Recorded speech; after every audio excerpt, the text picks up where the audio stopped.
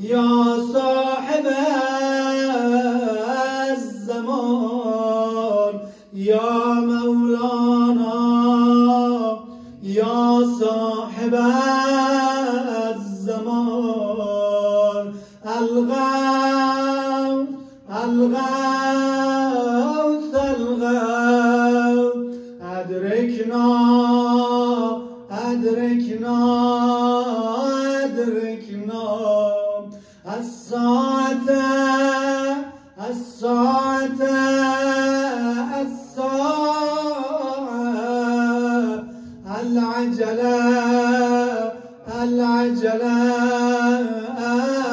العجل يا أرحم الراحمين بحق محمد وآله الطاهرين تعجل لظهور مولانا صاحب العصر والزمان بلند صلوات اللهم صل على محمد.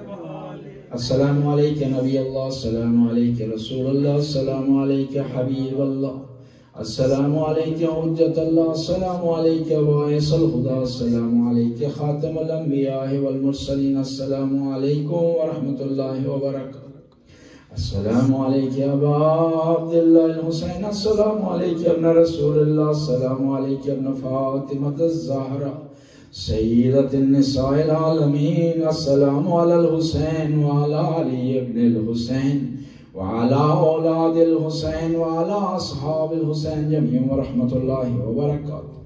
السلام عليك صاحب العصر والزمان اللمان اللمان من فتن الزمان، السلام عليك شريك القرآن، السلام عليك خليفة الرحمن، السلام عليك إمام الإنس والجان، عجل الله تعالى فرجك وسهل الله تعالى مخرجك وجعلنا من أعوانك وأنصارك والمستشهدين بين يديك ورحمة الله وبركاته. صلوات الله.